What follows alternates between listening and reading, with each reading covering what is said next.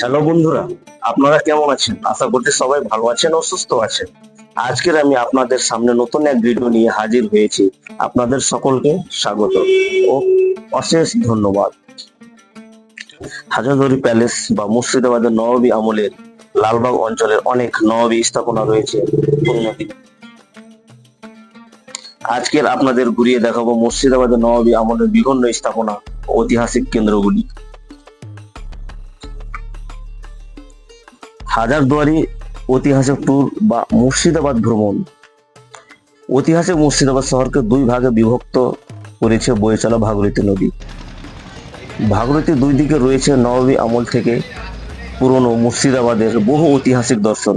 আজকের পর্ব সবটাই শেয়ার করব আপনাদের সঙ্গে, তাহলে আগামী দিন আপনাদের প্ল্যান করতে কোনো অসুবিধা না হয়।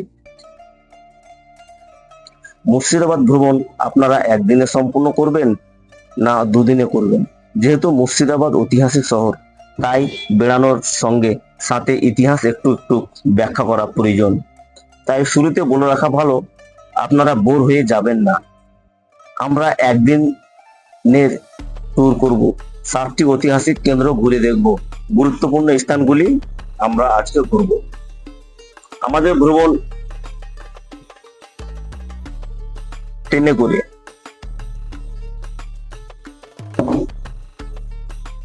কারণ ট্রেনে খুব ভালো লাগবে, শরীর ভালো থাকে, আর বাসে শারীরিক ক্লান্ত বেশি হয়, তাই আমার বেশ ট্রেনে।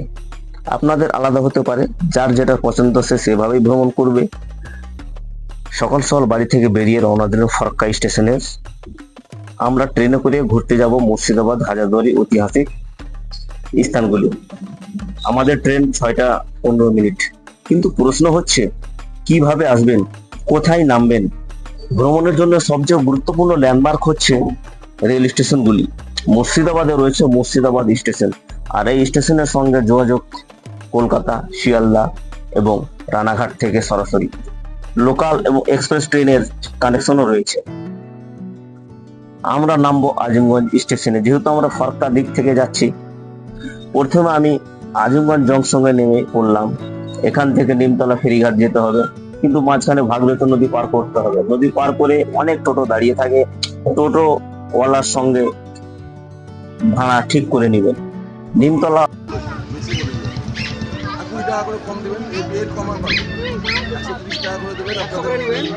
শুনেন শুনেন, আপনি 100 টাকা করে নেন এখান থেকে, আমাদের না হলে কিছু করার নেই। আর যদি টোটো রিজার্ভ করে নিতে পারেন তাহলে সবচাইতে ভালো হয়। আমরা নিমতলা ফেরিঘাট থেকে টোটো ভাড়া করে নিলাম। পুরো দিন ঘুরে আবার আমাদেরকে এই নিমতলা ঘাটে নামাবেন। আমাদের ভাড়া 1000 টাকা আগে ঠিক করে নিলাম। প্রথমে আমরা কাঠগোলা বাগান ঘুরে দেখব।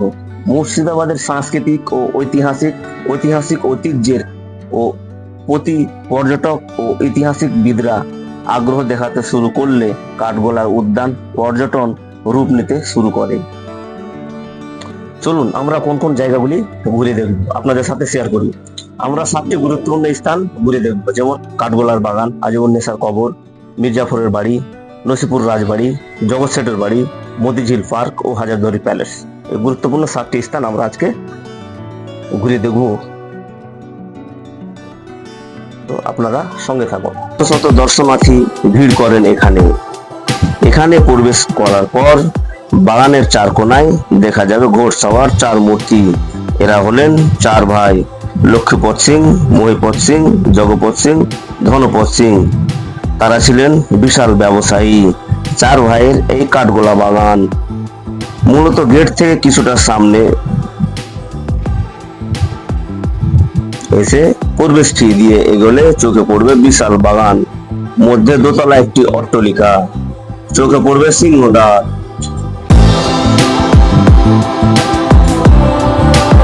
1780 সালে 250 বিঘা জমির উপর এই কাঠগোলা বাগান প্রতিষ্ঠা করেন লক্ষ্মীপদ সিং দুগর। এই কাঠগোলা বাগানে বসত প্রতি রাতে জলসা। কলকাতা, লখনৌ, দিল্লি থেকে নাম করা নর্তকীরা এসে শেঠজিদের মনোরঞ্জন করতেন। সেই কালে হীরা নামে নর্তকী নাকি প্রতি সন্ধ্যায় নাচ গান করে নাকি বাবুদের কাছ থেকে 5,000 টাকা করে পারিশ্রমিক নিতেন। জগৎ শেঠ সহ বিদেশি বণিকদের পাশাপাশি নবাব সৈয়দ হাসান আলী মির্জা এই নাচ মহলে আসতেন। অনেকে বলেন বাগান বাড়িটি সিরাজউদ্দৌলা নবাবী আমলের কিছু আগে, তবে সিরাজউদ্দৌলা ও তার পূর্ববর্তী নবাবরা আসতেন কিনা সঠিক দলিল পাওয়া যায়নি। বেশ কিছু জায়গা উল্লেখ দেখেছি পলাশীর যুদ্ধের পর ধন সম্পদ এখানে বাটোয়ারা করতেন। আবার এই বাগান বাড়িতে মীর জাফরের জামাতা মীর কাসিমের নির্দেশে 1763 সালে সপরিবারে হত্যা করা হয় জগৎ শেঠকে। তবে জগৎ শেঠের মৃত্যুর স্থান নিয়ে ভিন্ন মত রয়েছে।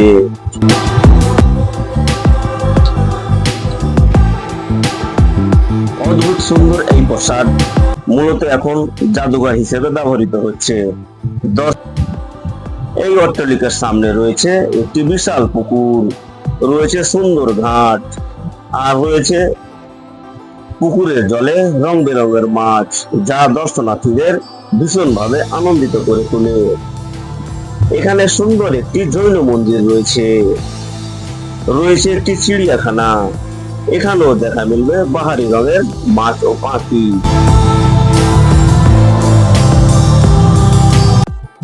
কাঠগোলা বাগানের নামকরণ নিয়ে অনেক রকম মতামত রয়েছে।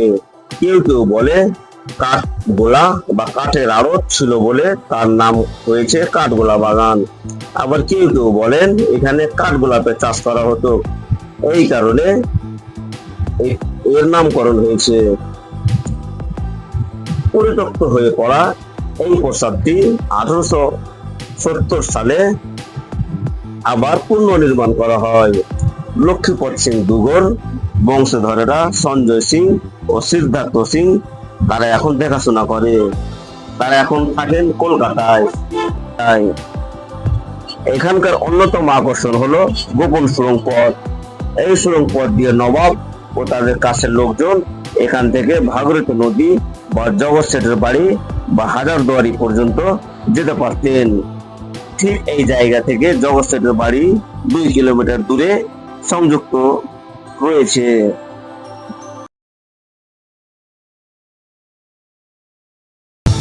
নবাব মুর্শিদ কুলি খাঁ তার মেয়ে আজিমুন নেসার বিয়ে দিয়েছিলেন উড়িষ্যার নবাব সুজাউদ্দিন মোহাম্মদ খানের সঙ্গে।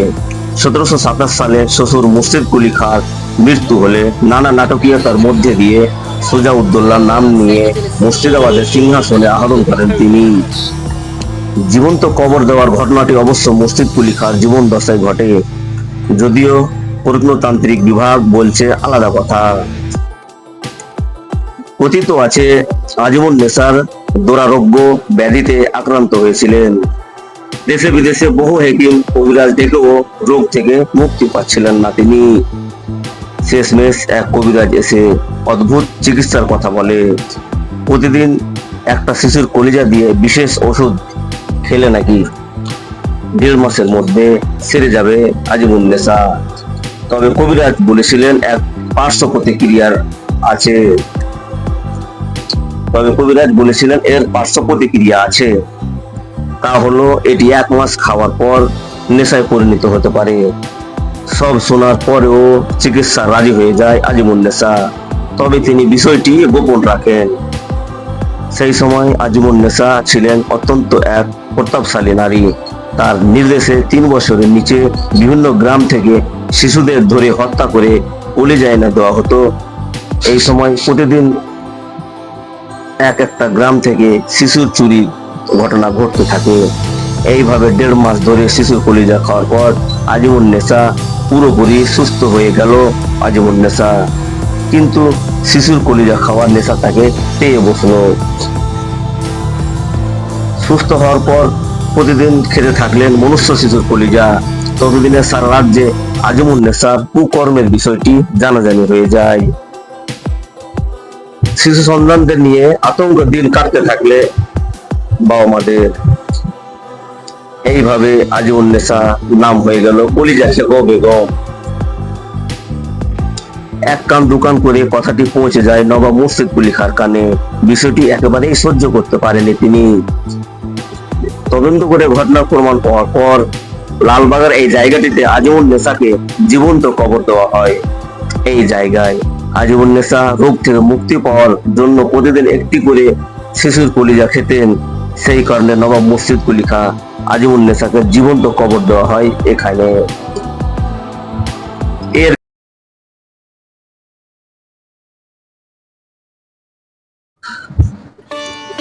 প্রায় 300 বছর পুরনো ভগ্ন প্রাসাদটি নিমকহারাম দেউরি নামে পরিচিত। মুর্শিদাবাদের অন্যতম জায়গাগুলোর মধ্যে এটি একটি। তবে প্রাসাদটি জাফরগঞ্জ প্রাসাদ নামক বেশ পরিচিত। এখানে সপরিবারে থাকতেন মীর জাফর। ঐতিহাসিক সূত্রের মতে এই প্রাসাদে হত্যা করা হয়েছিল বাংলার শেষ স্বাধীন নবাব সিরাজউদ্দৌলাকে। বর্তমানে প্রাসাদটি আর নেই, রয়েছে শুধু এর প্রবেশদ্বার। এর ভগ্ন ইটের পাঁজরে লুকিয়ে আছে চরম বিশ্বাসঘাতকতার ইতিহাস। বন্ধুরা, আমি সাইদুল রয়েছি আপনাদের সাথে। আজকের ভিডিওতে নিমকহারাম দেউরির ইতিহাস এবং সিরাজের হত্যার দিন ঠিক কি হয়েছিল এই প্রাসাদে তা আপনাদের জানাবো। ভিডিওটি অবশ্যই শেষ পর্যন্ত দেখবেন। আর আপনাদের কাছে আমার অনুরোধ, ভিডিওটি ভালো লাগলে একটি লাইক ও শেয়ার করে দিন। নসিপুর রাজবাড়ি যাওয়ার পথে আর ভাগীরথী নদীর তীরে 300 বছর পুরনো ভগ্নপ্রায় এই প্রাসাদটিকে দেখতে পাওয়া যায়। ইতিহাসের পাতা ঘাঁটলে দেখা যায় এই প্রাসাদটি নির্মাণ করেছিলেন মুর্শিদাবাদের নবাব আলীবর্দী খাঁ তার প্রিয় বোন শাহ খানমের জন্য। এই বোনের সাথে বিয়ে হয়েছিল মীর জাফরের। তবে মীর জাফর যখন বাংলার নবাব হন তখন তিনি হিরাজিল প্রাসাদে চলে যান। আলীবর্দী খাঁ মৃত্যুর পর সিরাজউদ্দৌলা হন পরবর্তী নবাব, কিন্তু তা মেনে নিতে পারেনি মীর জাফর, ঘসেটি বেগম ও জগৎ শেঠের মতো কিছু ব্যক্তি। তারা ইংরেজদের সাথে ষড়যন্ত্র করে সিরাজকে গদি থেকে সরানোর জন্য।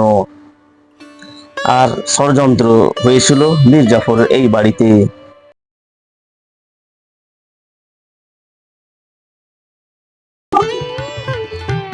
তো চলুন আজ এক রাজার কথা বলবো, অত্যাচারী কুখ্যাত রাজা। আমরা ইংরেজদের শোষণের কথা শুনেছি। ইংরেজরা শেষ করে দিয়েছে ভারতবর্ষকে, শোষণ করে, লুট করে। আমরা বর্গীর হামলার কথাও শুনেছি, বর্গীরাও শেষ করে দিয়েছে।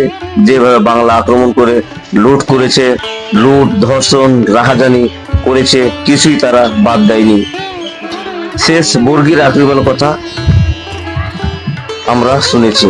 কিন্তু এক রাজা কিভাবে মানুষকে শেষ করে দিয়েছে, কিভাবে লুটরাজ নিপীড়ন করেছে, মেরেছে, ফাঁসিতে ঝুলিয়ে দিয়েছে, এটা নসিপুর রাজবাড়িতে না গেলে বোঝা যাবে না।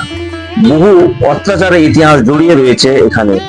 তা জানতে গেলে অবশ্যই যেতে হবে নসিপুর রাজবাড়িতে।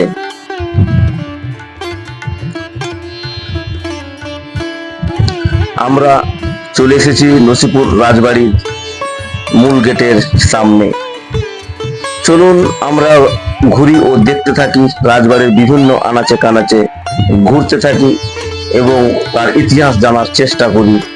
আর ভিডিওটি কেমন লাগলো অবশ্য তা কমেন্টের মাধ্যমে জানাবেন। যদি ভালো লাগে লাইক ও শেয়ার এবং সাবস্ক্রাইব করে রাখুন যারা নতুন এসেছে এই চ্যানেলে। নসিপুর রাজবাড়ি প্রাসাদটি নির্মাণ করেছিলেন রাজা দেবী সিংহ 1776 সালে। পরবর্তীকালে এই নসিপুর রাজবাড়িটি রাজা কীর্তিচাঁদ বাহাদুর 1856 সালে পুনর্নির্মাণ করেছিলেন। তিনি ছিলেন রাজা দেবী সিংহর উত্তরপুরুষ। ইতিহাসের কুখ্যাত এই দেবী সিংহ এই রাজপ্রাসাদটি প্রতিষ্ঠাতা। তার পূর্বপুরুষ দিল্লির বাদশাহী অধীনে চাকরি করে রায় উপাধি পেয়েছিলেন। দেবী সিংহ পিতা রায় দেওয়ালি সিংহ পানিপথের যুদ্ধের পর উত্তর ভারত থেকে সুবে বাংলা চলে আসেন এবং মুর্শিদাবাদের সাগরদিঘি থানার পোখরাতে বসবাস ও ব্যবসায়ী শুরু করে।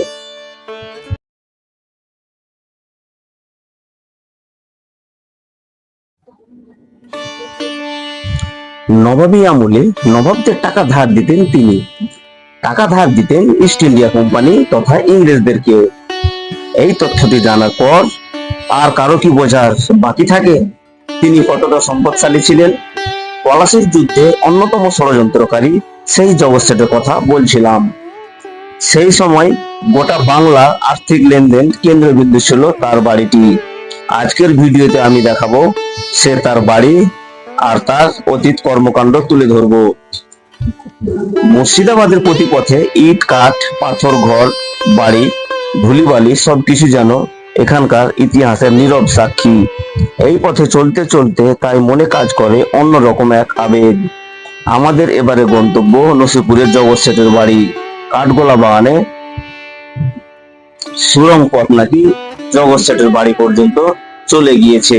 এই তথ্য জানার পর তো সেখানে গিয়ে দেখতেই হয় বিষয়টি আদৌ সত্য কিনা।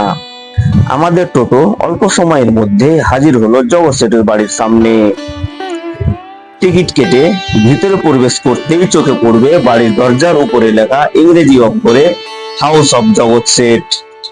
এই সেই জগৎ সেট, পলাশীর যুদ্ধে প্রহসনের মাস্টার মাইন্ড, প্রধানতম একজন। জগৎ সেটের বাড়িটি ঘুরে দেখব, সুড়ঙ্গ রহস্যের সমাধান করব। তবে এর ষড়যন্ত্রের আতুর ঘর হিসেবে বিবেচিত হয়।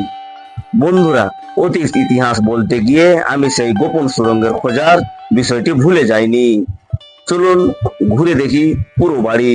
এই বাড়িটি এখন একটি সংগ্রহশালা, রয়েছে অনেক কিছু। ছবি তোলা নিষেধ থাকায় ভিতরে কোনো কিছুই দেখাতে পারছি না বলে খুব আফসোস হচ্ছে। বাড়ির ভিতরে রয়েছে আসবাবপত্র, পুরনো অস্ত্র শস্ত্র, মোগল জামানার তারওয়াল, দৈনন্দিন ব্যবহৃত অনেক জিনিসপত্র। সংগ্রহশালা দ্বিতীয় তলা থেকে একটি প্রবেশ পথ দেখে মনে আন্দাজ করলাম এটাই সেই গোপন সুড়ঙ্গের মুখ।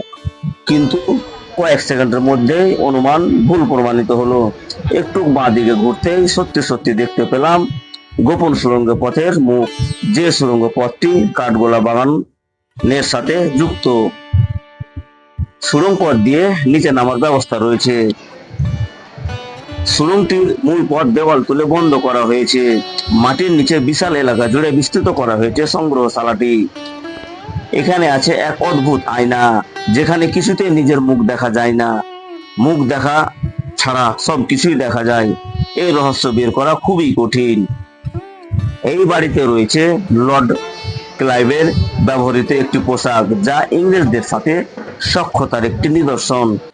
এই বাড়ির পরতে পরতে ছড়িয়ে রয়েছে আভিজাত্যের ছাপ।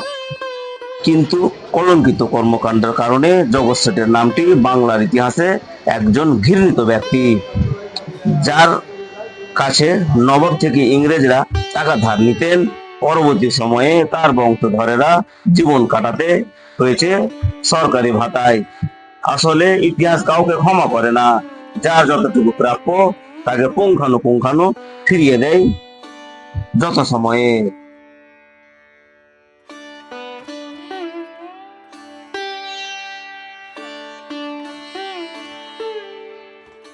এরপরে হাজারদুয়ারি সামনে একটা হোটেল আছে, বাদিকে হোটেলে খেয়ে হাজারদুয়ারি ঢুকে যাবে। বন্ধই আছে বলি ওইদিকে গেট, মেন গেট হাজারদুয়ারির ভেতর থেকে।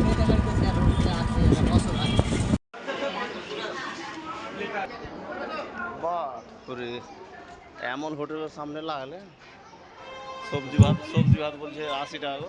হাজারদুয়ারির সামনে প্রচুর হোটেল আছে যেখানে আমরা খাবার খাবো।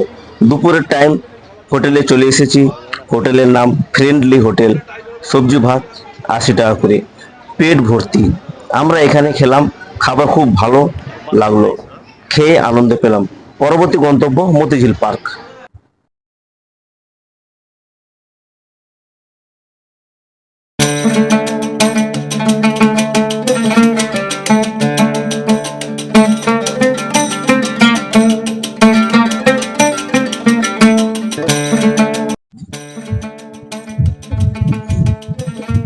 পলাশীর ষড়যন্ত্রের কলকাঠি নাড়া হয় যে প্রসাদ থেকে।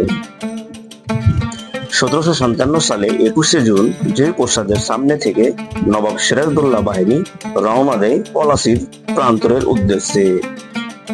এই যুদ্ধে পরাজয়ের পর সিরাজদৌল্লা ফেরাজিল প্রসাদ লুট করে ধনসম্পদ এনে রাখা হয় যে প্রসাদে। ঘসেটি বেগমের সেই মতিঝিল প্রসাদ এখন কি অবস্থায় আছে জানেন কি? চলুন আজকে আমি ঘুরিয়ে নিয়ে আসি মুর্শিদাবাদের সেই মতিঝিল পার্ক থেকে। ইংরেজদের সাথে হাত মিলিয়ে ঘসেটি বেগম যেখানে রচিত করেছিল কলঙ্কের ইতিহাস, জায়গাটি সংস্কার করে তৈরি করা হয়েছে বিশাল এই পার্ক। প্রতিদিন বহু মানুষ আসে এই পার্কে। প্রবেশ মূল্য 30 টাকা। মূল গেট দিয়ে ভিতরে পা রাখতেই চোখে পড়বে মুর্শিদ কুলি খাঁর মূর্তি। তিনি দেওয়ান হিসাবে দায়িত্ব পাওয়ার পর 1702 সালে ঢাকা থেকে মুকসুদাবাদ রাজধানী স্থানান্তরিত করেন। পরে মুকসুদাবাদের নাম পরিবর্তন করে নিজের নাম অনুসারে মুর্শিদাবাদ রাখা হয় বা নামকরণ করা হয়।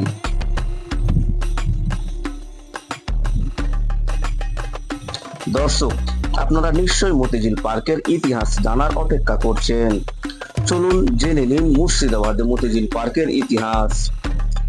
1750 সালে থেকে 1751 সাল অব্দি নবাব আলীবর্দী খাঁ জ্যেষ্ঠ জামাতা তথা ঘসেটি বেগমের স্বামী নওয়াজিস মোহাম্মদ খাঁ সুদৃশ্য মতিঝিল এবং ঝিলের পাড়ে সাঙ্গি দালাল বা শাহী দালাল বা পাথরের প্রসাদ নামে এক প্রসাদ নির্মাণ করেন।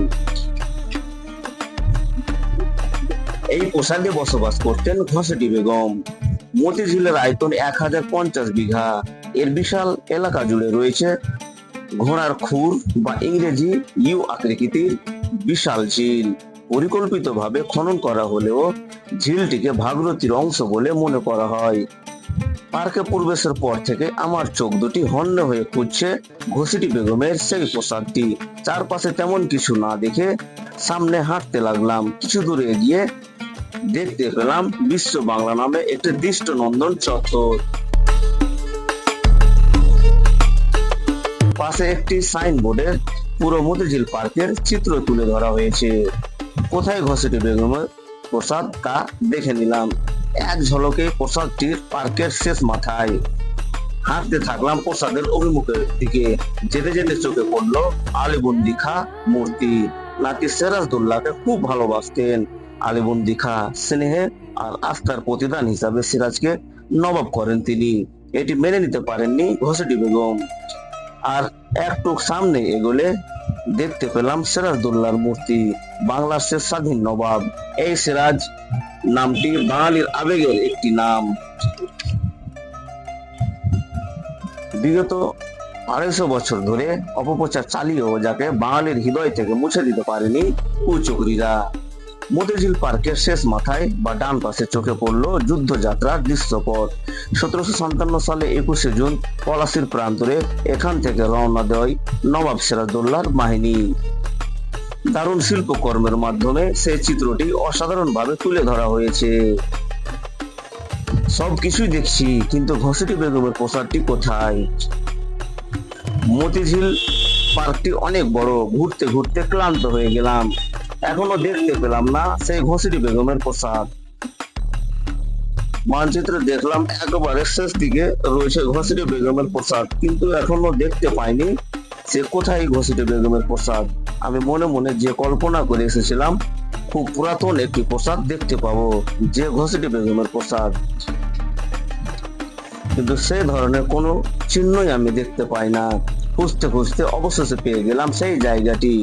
কত সময় চলে গিয়েছে, ভাগীরথীর জল কত বয়ে চলেছে, তবু মতিঝিল আজও রয়েছে, কিন্তু নেই সেই দিনের প্রসাদ। দামি পাথরের প্রসাদ আজ মাটির সাথে মিশে একাকার। ষড়যন্ত্রের প্রসাদ যেন আজ লজ্জায় মুখ লুকিয়ে মাটির নিচে। ধসে যাওয়া দেওয়ালের অংশ ছাড়া কিছুই নেই অবশিষ্ট। মীর জাফর, ঘসেটি বেগম, লর্ড ক্লাইভ, জগৎ শেঠ ভাস্কর্য সম্মিলিত মঞ্চ তৈরি করা হয়েছে বিলুপ্ত প্রসাদের সামনে। এই জায়গাটিতে প্রতিদিন সন্ধ্যায় 6:30টায় লাইভ অ্যান্ড সাউন্ড শো হয়।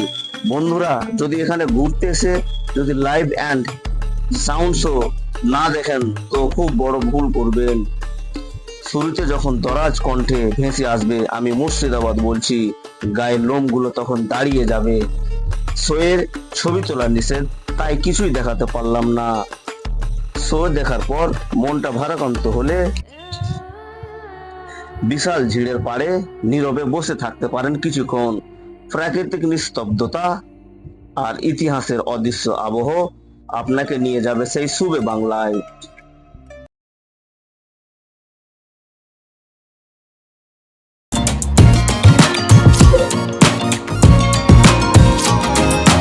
ব্রিটিশ যুগে বাংলা এক বৈশিষ্ট্যপূর্ণ ঐতিহাসিক নিদর্শন হলো হাজারদুয়ারি। বিশালাকার এই প্রাসাদের প্রত্যেকটি হলঘর অনুপম সৌন্দর্যের আলোকে সজ্জিত। বাংলা নবাবী আমলের স্থাপত্যকলার এক উজ্জ্বল প্রতিফলন হলো এই হাজারদুয়ারি প্যালেস। এর পুরনো নাম বা প্রাক্তন নাম বরাকটি প্যালেস, বিকল্প নাম নিজামত কেলা। এর নির্মাণ কাজ আরম্ভ হয়েছিল 9 আগস্ট 1829 সালে। এর নির্মাণ কাজের সমাপ্তি হয়েছিল 1837 সালের ডিসেম্বর মাসে। এই নির্মাণ ব্যয় খরচ করা হয়েছিল 18 লক্ষ স্বর্ণ মুদ্রা। এই প্যালেসের উচ্চতা 80 ফুট। এই প্যালেসের দৈর্ঘ্য 130 মিটার, প্রস্থ হচ্ছে 61 মিটার। 3 তলা বিশিষ্ট একটি প্যালেস। এর নকশা নির্মাণ করেছিলেন কর্নেল ডানকান ম্যাকলিওড। হাজারদুয়ারি প্রাসাদ এখন ভারতীয় কেন্দ্র দ্বারা নিয়ন্ত্রিত। এখানে দেশে বিদেশে ভ্রমণ পিপাসু মানুষদের জন্য একটি অন্যতম সেরা ঐতিহাসিক নিদর্শন। এখানে মাসে অন্তত 30,000 মানুষের অনুগমন হয়। হাজারদুয়ারি অবস্থান ভারতের পশ্চিমবঙ্গে রাজ্যে মুর্শিদাবাদ জেলার লালবাগ অঞ্চল নামক অঞ্চলে। এর পাশ দিয়ে ভাগীরথী আপন রূপ নিয়ে প্রবাহিত হয়েছে। সাধারণত এই প্রাসাদটি বহু দরজা বিশিষ্ট বলে তাই একে হাজারদুয়ারি নামকরণ করা হয়ে থাকে। বাইরে থেকে ও ভিতর থেকে হাজারদুয়ারিতে অনেক দরজা দৃশ্যমান হলেও এর মধ্যে অনেক দরজায় আদতে নকল, অথচ দূর থেকে পুরোপুরি আসল বলে মনে হয়। হাজারদুয়ারি চমক শুধু তার দরজাতে না, ঘরগুলো মনোমুগ্ধকর। ভারতের পশ্চিমবঙ্গ প্রদেশের মুর্শিদাবাদে অবস্থিত একটি রাজপ্রাসাদ। এই প্রাসাদে অনেক দরজা আছে, তার থেকে প্রাসাদের নামকরণ হয়েছে। অবশ্য সব দরজা সত্য নয়, অনেক নকল দরজাও রয়েছে। 17শো শতাব্দী থেকে ইংরেজ শাসনের আগে পর্যন্ত সুবা বাংলা বিহার ও উড়িষ্যার রাজধানী ছিল মুর্শিদাবাদ শহর। এখানে রাজত্ব করতেন নবাবরা। এখানে নবাব হুমায়ুন যা ইউরোপিয়ান ইঞ্জিনিয়ার দিয়ে এই প্রাসাদ বানান। অনেকে ভুল করে ভাবেন এই প্রাসাদ বুঝি নবাব সিরাজউদ্দৌলা তৈরি করে। এই প্রাসাদ তৈরি হয় সিরাজ জামানার পরে। সিরাজের প্রাসাদের নাম ছিল হিরাজিল প্রাসাদ, তা এখন ভাগীরথী নদীতে তলিয়ে গিয়েছে। এই হাজারদুয়ারি প্যালেসে আসেন তাহলে শুক্রবার দিনটা মাথায় রেখে আসবেন, কারণ শুক্রবারের দিন হাজারদুয়ারি প্যালেস বন্ধ থাকে।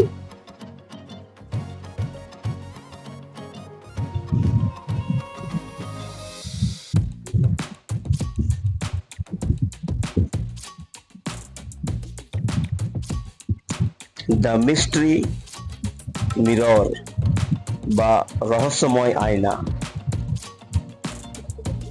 মজার ব্যাপার হলো হাজারদুয়ারি প্রাসাদের একটি রহস্যময় আয়না রয়েছে, যেখানে এর সামনে দাঁড়ানোর ব্যক্তি নিজেকে দেখতে পারে না, তবে অন্যরা দেখতে পারে। আয়নাটি 90 ডিগ্রিতে স্থাপন করার পরিকল্পনা করা হয়েছিল। এর পিছনে অবশ্য কারণ ছিল, হানাদারদের বিভ্রান্ত করার উদ্দেশ্যে। যারা নবাবের ক্ষতি করতে চায় তারা বুঝতে পারার আগেই তারাকে যেন চিহ্নিত করা যায়। এই ম্যাজিক মিররটি গ্যালারির বাইরে স্থাপন করা হয়েছে এবং দর্শকরা গল্পটি জানার জন্য পরীক্ষা করার চেষ্টা করে।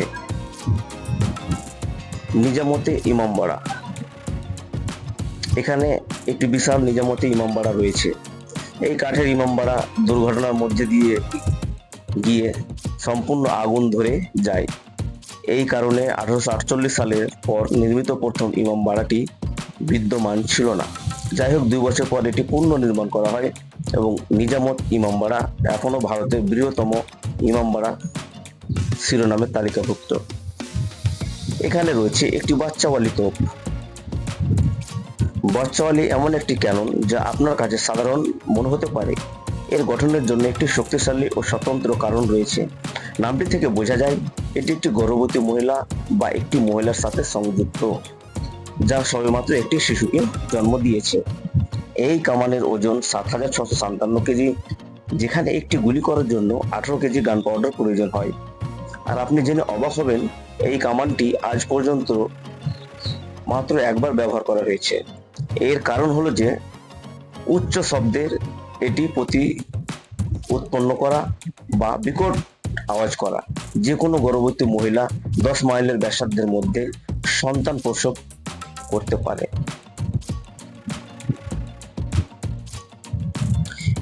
এখানে রয়েছে মদিনা মসজিদ। মদিনা মসজিদটি নবাব সিরাজউদ্দৌলার দ্বারা নির্মিত হয়েছিল, যা নিজামত ইমামবাড়ার কাছে অবস্থিত। সৌভাগ্যবশত মসজিদটি কাছাকাছি থাকায় ইমামবাড়ার আগুন লেগে যাওয়া থেকে রক্ষা পায়। কথিত আছে যে নির্মাণের সময় ব্যবহৃত মাটি মক্কা থেকে আনা মাটির সাথে মেশানো হয়েছিল। এর পিছনে প্রাথমিক কারণ ছিল যে নিকৃষ্ট বা গরিব স্থানীয় মুসলিম সম্প্রদায়ের মানুষজন হজের অনুভূতি গ্রহণ করতে পারে বা অনুভূতি গ্রহণ করতে দেওয়া।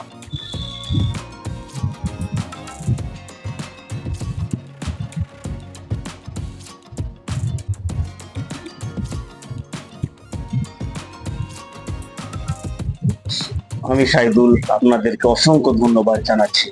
ভিডিওটি ভালো লাগলে লাইক ও শেয়ার অবশ্যই করবেন। চ্যানেলকে সাবস্ক্রাইব করে আমার পাশে থাকবেন। আপনাদের সাপোর্ট অনেক অনেক আমার প্রয়োজন।